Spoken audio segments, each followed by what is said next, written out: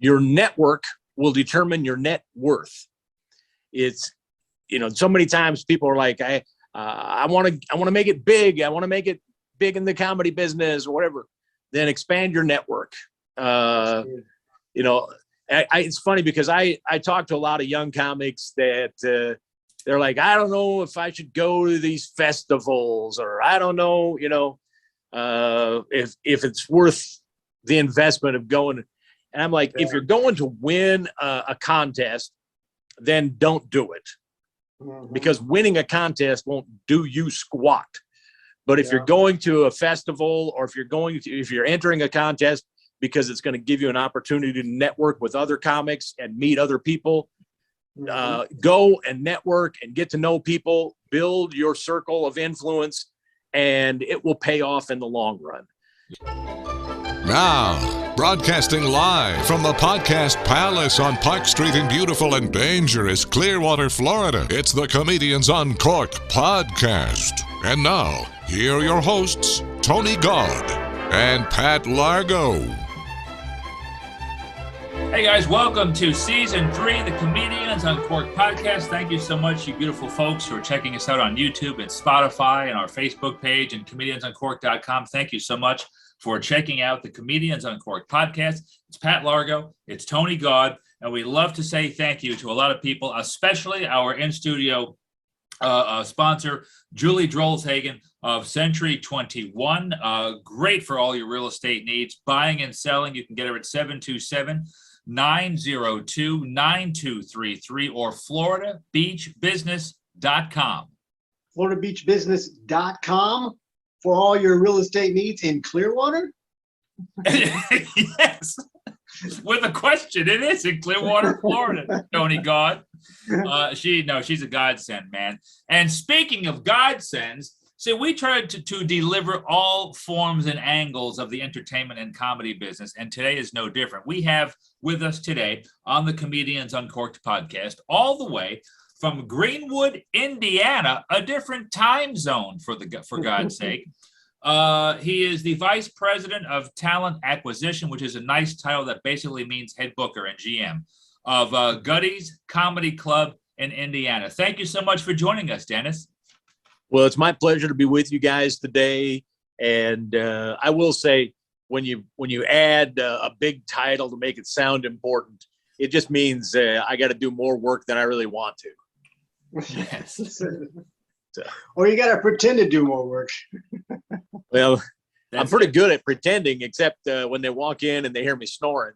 Then they're like, the old man's over in the corner sleeping again. And let me, I know if this is just age or what, or a little bit of keen slickery here, but when I was working in a hotel business, guys, I wake up at 3 a.m. and being a bellman at a hotel in Tampa, sometimes you just don't want to do things. But I noticed when the GM or other my bosses, which were a lot of people, would always come around me, all I had to do, I knew they were trying to get me to do something, and I always keep my pen handy and just a blank sheet of paper. And when I saw them coming, I would just pull the paper out and just go like this and walk the other way. They would leave me because they thought I was going to do something, and it worked every time. So Dennis, mark that down. Right, I always say, pace yourself and appear to be busy. That's it. These are the only things you need. Just give it a fake scratch and go, okay. If once you say okay to yourself, they go, leave him alone. He's busy. He's got things to do. This just turned into a tutorial on how to look busy. It's a TED Talk. It's a Pat Talk. I'm sorry.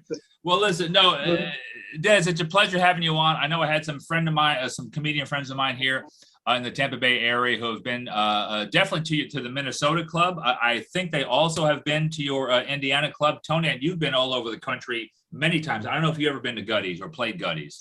I have not been to Gutty's. I've been to Indiana. Okay. I can't. I don't know. I can't remember. I'm trying to think of where I played. It's probably not there anymore. That's how long ago it was. Yeah. But yeah, it's like I've been up in the Midwest and so forth. And that's a whole different thing than the Florida scene. It's like a lot of comics getting out of the state or finding that out. But Now I noticed that you guys have been around since like 2003. Yeah, my business partner Steve got things started with Gutty's back in '03. It was one of those things where he was doing some one-off shows and kind of doing some pop-up shows, those types of things. And that was kind of the format that Gutty's had for the first number of years. And then it was about 3 years ago now that he and I were talking, and I said, it's time for us to kick Gutty's up a notch. And that's where we locked into a place here in Greenwood, Indiana. For those people who aren't familiar with Greenwood, one of our little suburbs is a place called Indianapolis.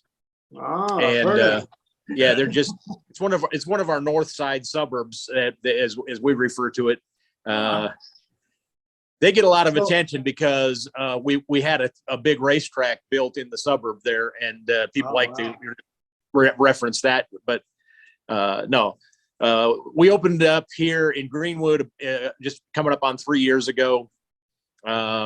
Right So before the pandemic decided to kick everybody in the teeth, which wonderful time. But yeah, so we've been around. Gutty's has been around since '03, but really taking a little bit more of a step up and a little bit more of a prominence with the brick and mortar facility here. And then about a year ago, we're coming up on a year now, we opened our second spot up in the Minneapolis area in Edina, Minnesota.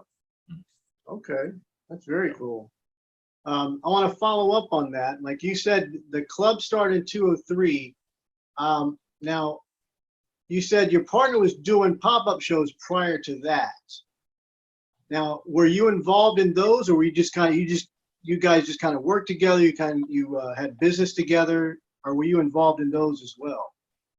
I was involved with some of those shows, but because at that point Steve was living up on the north edge of Chicago, and so I was doing occasionally doing some shows with him.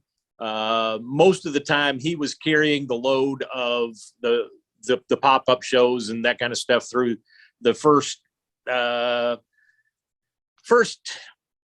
10, 12 years of operations. He pretty much was running things because I was still traveling full-time as a comic, and I would help him from the road as much as I could, and trying to help book talent for him, because I've been in business a little bit longer than Steve, and so he was always leaning on the old man to go through my Rolodex, and who do you know that can help us with this show? So Rolodex. Yeah, see that shows you that takes it back a little bit. And real quick, let me just clarify. So Steve, that's Steve Rivera. He's the founder and CEO of Gutty's, correct? That is correct. Okay, Yep. Cool, man. And that just to start that's fantastic. Now, you said you were a full-time touring comic. So how long have you been in the entertainment game? I've been in the entertainment game, I think pretty much my entire life, but officially, it was about 25 years ago that I went full-time. I spent about 10 to 15 years doing this, and then I had one of those 4-letter words, a job. Had one of those things so I could support my comedy habit for a while. But it was about 25, 26 years ago that I went full-time. Okay, cool. Okay. So now you basically you were the primary source of the talent at first, or is that as a comedian, we work with everybody else, so people. Were you kind of like pulling the talent at first, or are you guys still doing that, or how does your booking work now? Yeah, pretty much. I do all the booking for both clubs. Occasionally, Kyle, the guy that runs the club up in Minnesota, Kyle will say, "Hey, I'd like to get so and so because he did a show with them." And Kyle is a touring comic as well, Mm-hmm. and so he'll ask me, to work out the contracts with a comic that I may not have worked with, but for the most part, it's people that I've worked with, people that I've met along the journey, or somebody that I've worked with that has either had somebody feature for them in the past, and they say, hey, they're hitting that headlines level. You really should take a look at them. And so we've had, people like that have come through referrals from people that I've worked with in the past. And I pretty much still do all the booking for both clubs. Oh, wow. Yeah. Okay. That says a lot. That says a lot about networking right there. I'll tell you what. Yeah. Well, and I will say, people that hang out with me long enough, they will hear me say this more than once. Your network will determine your net worth. That's true. That's a t-shirt right there, man. Yeah. Come on. Can you say that? Can you say that one more time for everyone? Your network will determine your net worth. It's, so many times people are like, I want to make it big. I want to make it big in the comedy business or whatever. Then expand your network. It's funny because I talk to a lot of young comics that they're like, I don't know if I should go to these festivals, or I don't know, if it's worth the investment of going. And I'm like, if you're going to win a contest, then don't do it, because winning a contest won't do you squat.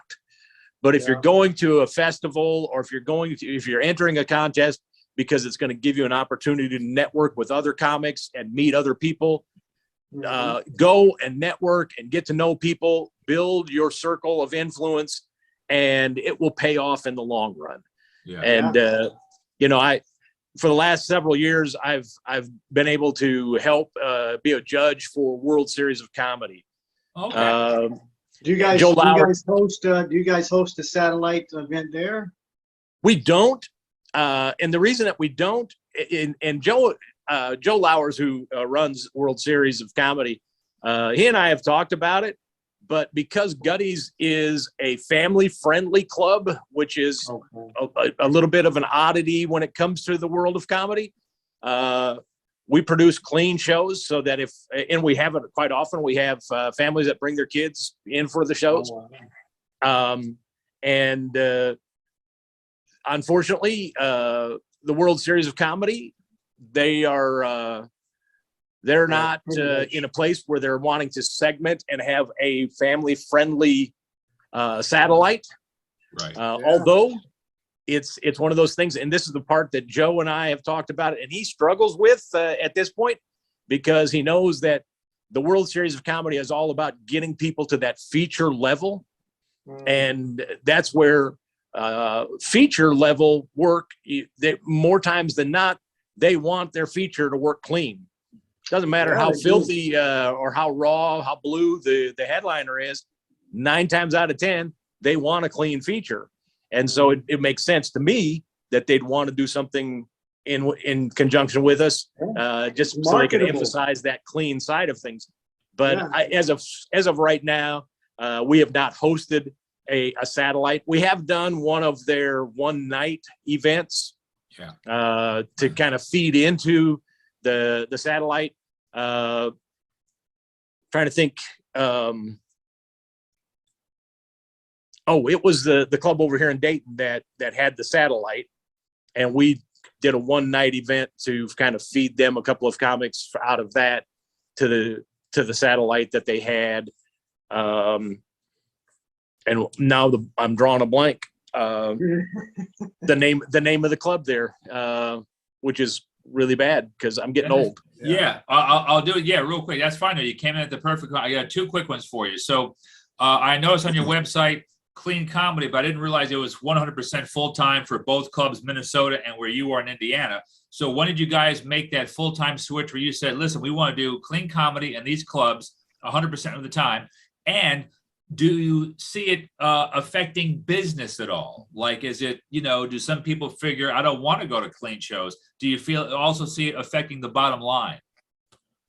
To answer the first question, when Steve kind of came up with the vision of putting together Gutty's Comedy Club, that was from the start. Was let's do something that because he has kids, and I had said all along, my son.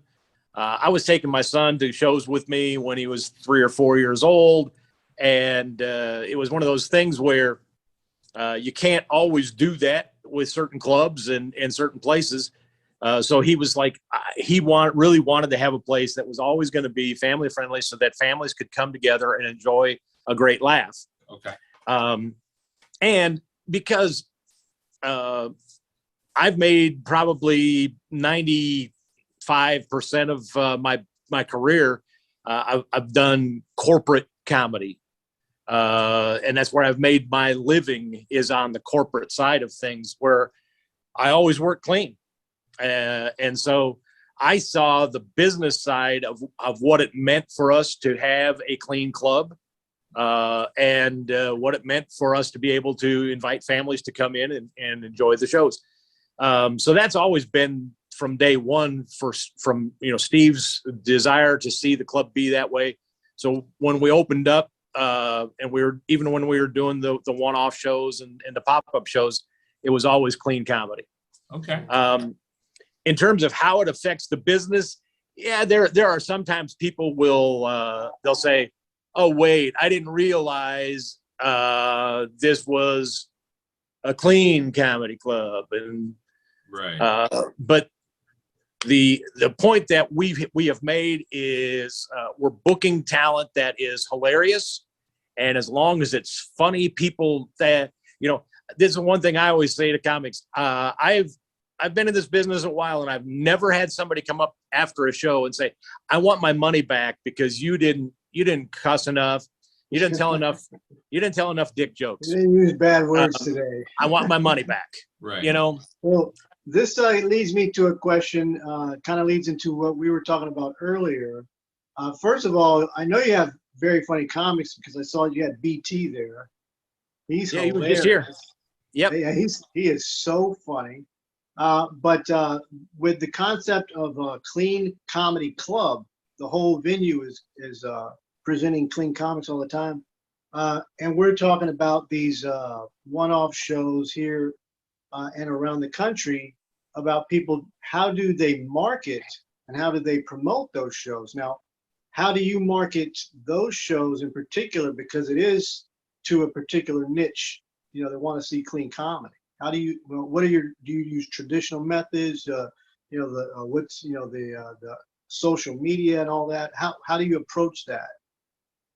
Yeah, it's kind of a constant challenge, particularly in today's environment, because what one time worked extremely well for clubs to get cheeks in the seats, it's not necessarily working whether you're doing a clean show or not. It's you've really got to continue to evolve and adapt, and that's one of the things we've seen.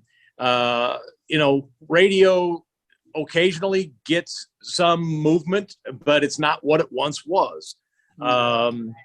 Print media is almost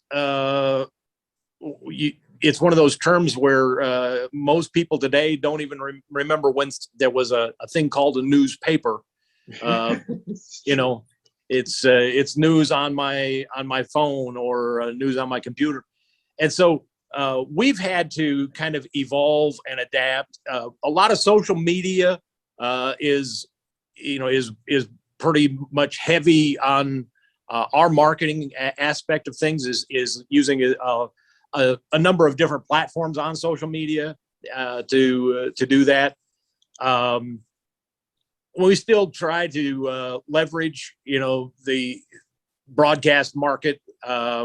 We've actually developed a really good relationship here in the Indianapolis area with Wish TV 8, and so we've done a pretty good job of cycling comics in for interviews and that before they are coming in for a show. and then we do a lot of during the midweek time frames. A lot of times on Thursday nights, we'll carve out a time to do a comedy for a cause event for local charity, those types of things. And we get a lot of return from local media when it comes to radio and TV, talking about the comedy for a cause event, but then also talking about Gutties and what we do beyond that. And so you bring in the headliner for that Thursday show? That's like a one-off show for the rest of his week? Yeah, we a lot of times if I've got a guy booked for Friday and Saturday night, I'll have him come in a day early, and we'll use them for the comedy for a cause event, and we'll get them in with as many media outlets as they're willing to do, and what we can do to kind of help promote the events. But it does a little bit helping promote them as a comic as well. And I think that's the big thing, that having come to the club side of this from, working as a traveling comic, I realized that I want to do as much as I can to promote the comics that are coming in while I'm promoting the club. Mm-hmm. And it's one of the things that I wish I would have done a little bit better a job before, when I was just doing the traveling comic side of things. I wish I would have worked at least twice as hard promoting the events as I did trying to get the events. That's a good point, yeah. Because that's one of the things that we've got comics that I'll book here, and as soon as they get booked, they're promoting the show. Hey, I just found out I'm booked 2 months from now at Gutty's Comedy Club in Greenwood, Indiana. If you're in my area, come, and they start promoting it along. And every time I see a comic that does that, I'm going, there's a comic that wants to be rebooked before they come and do the show the first time, Yeah. So That's true. Yeah. if you help us succeed, we'll help you succeed, It's that motivation, it's that desire to do it. And it goes back to what you said, your network will determine your net worth. So you're seeing who's hungry and who's doing what. And being, with me and Tony, or I should say Tony and myself, we do a lot of stuff with local media. And I've been in and out of local media here for decades here in the Tampa Bay area. And what you're doing with the local radio, which is true, it's not what it used to be, but it's still a medium. Right. And local TV, it's great to hear that, because when you tie all that in, man, now you got yourself an event. It makes it sound like you have a big show coming up, and you do, but you're making it grand, and it's beautiful. When you're doing clean comic, do people get a little facetious, or do they assume that it's a Christian comedy club or a Christian comedy show? We've had some of that where people are like, oh, I don't know if I want to go see a Christian show. Well, okay, then you may not want to go to, the First Self-Righteous Church of Holiness and Baptist, whatever, because that is a Christian show over there. Yeah. This show, it's just going to be funny, Now, I will say there have been times we've had comics come in that are Christians, but it's not like I go out to book somebody and the first qualification is, are you a Christian? Yeah, it's not exclusive to the comedy. Yeah. My first requirement is, are you funny? Right. And can you work clean? Yeah. Okay. If you're funny and you can work clean, then let's talk. And then there at the same time, there are a lot of comics out there that can work clean, but they're not all that funny, and I'm just like, right. Well, okay, and that's, I will say this, and I don't want to step on anybody's toes, but a lot of comics that do stuff as a Christian comedian, they do a lot of stuff in churches, and in the church environment, they might be very funny to those people. I don't know. I just know that they're not club funny. Yeah, it's like being office funny. They need to, they might need to step up their game in terms of their writing. They need to work on some word economy, those types of things so that they can tighten their things up and that to actually be funny. And so again, I don't make that. It's not like I'm going out with the prerequisite of Tony. Are you a Christian? Right. Let's talk. You Yeah, know. You're not. First comedy, second.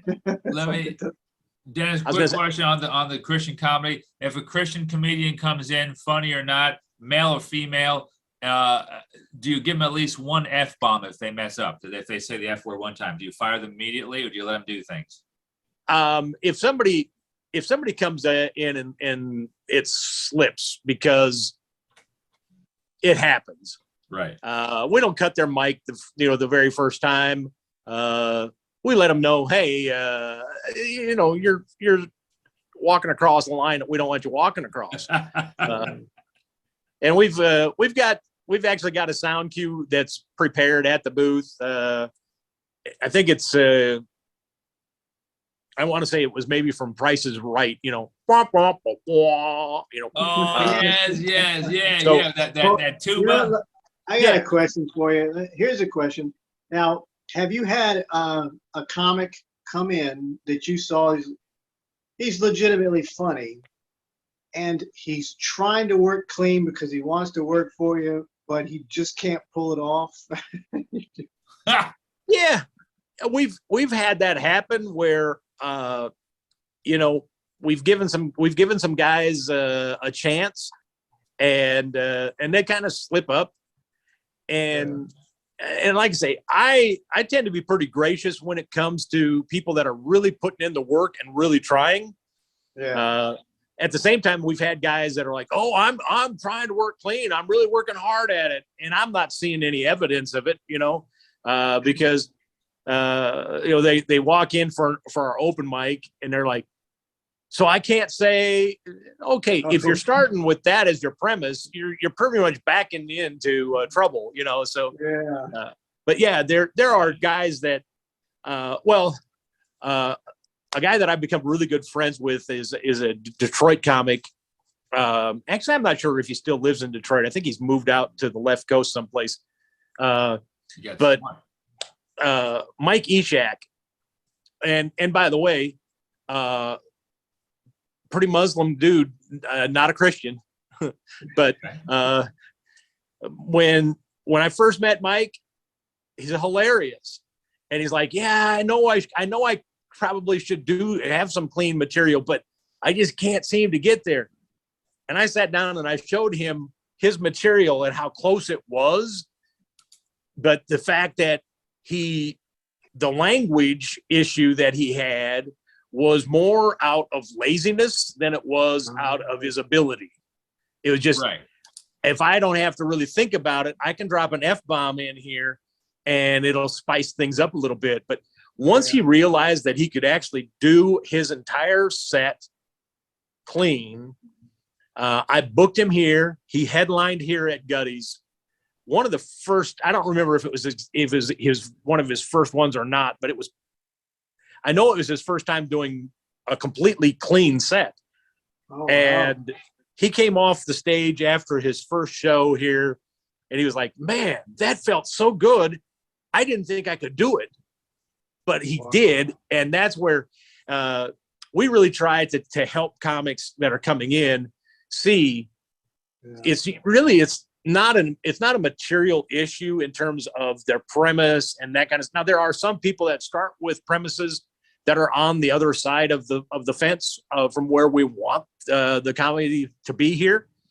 But for the most part, people aren't starting out with a raunchy joke and just trying to write it to be funnier as a raunchy joke.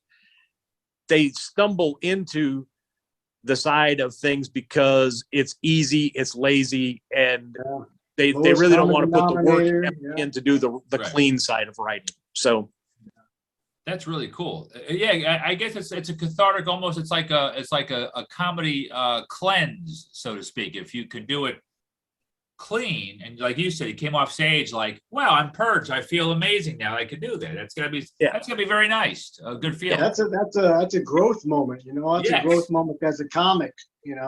Here's what I will say. That's funny. the comics that say, you know, hey, I really want to have a clean set that I can take anywhere. I will always do anything I can to help them right on the clever side and turn material into clean material that they can use anywhere. Well, let me ask you this real quick. Since, you know, I know we're running out of time, but if we know some really good clean comics. Yeah. Now you're the booker. How do they go about contacting you and the submission process? We'd like to pass that to them. Yeah. If they want to send their electronic press kit to booking@guttyscomedyclub.com. Okay. That comes to me. Actually, it comes to both Steve and me. And there's times when, you know, he'll see it first and he'll like, hey, I really like this person, get them booked, you know. But it ends up with me taking a look at it.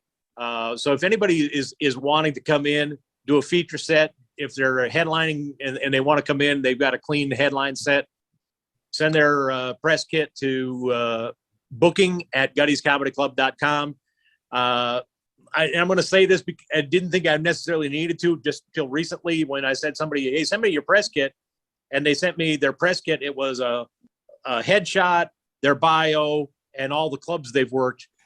No video clip whatsoever for me to see their work. And I'm just like, maybe send me a couple of clips. Yeah, it's easier than ever, by the way, because I've been doing this since back in the day where we had to mail out the VHS tapes. Oh yeah, So that's a whole different, and fax your avails. Yeah. So yeah, it's one of those things. I'm just like, I didn't think I'd have to say that, but now when somebody asks me, I say, send me your EPK and a couple of clips. There you go. Because I want to be able to. And here's the other thing I will say: if you've got a 5-minute set, send it. If you've got a 5-minute set and you've got a 30-minute video clip of a feature set that you did, or a portion of a headline set you've done, send that as well. Because I like to see a couple of different things. I like to literally drop in any place in a video and see how strong the audience is responding to what's happening at that given moment. So don't be afraid to send me a longer clip as well as a 5-minute set. But don't send me an edited clip where you pick out just your 5 or 6 best jokes and then you kind of blend them all together. I want to see what's happening between your delivery, your setup, your punch, the audience's response, and how you transition into your next bit, because it gives me an idea how well you work. So perfect. Okay, perfect. I like that, and we're going to do that. We're going to put that all over social media. The booking@guttyscomedyclub.com. Tony is right. We have so many great, clean Tampa Bay area and just Florida comedians. But this is for we people. got a few of them here. Yeah, really good, man. So I love it. Listen, Dennis Tooley, and also your compadres, man. Kyle Yamada at Gutty's in Minnesota, and you're Steve Rivera, CEO and the founder of Gutty's. But I want to thank you for being on the Comedians Uncorked podcast with us, man. And we really appreciate your work. Keep it going. We love the clean thing, and we really, really appreciate that. And I want to tell people, for Tony Gaud, my name is Pat Largo. Again, thank you for checking out the Comedians Uncorked podcast. Laugh, you deserve it, and we will see you next time. You're putting up with the Comedians Uncorked podcast, live from the Sunshine State, Florida. Don't forget to check out our Comedians Uncorked YouTube channel and just click on that subscribe button. Thanks.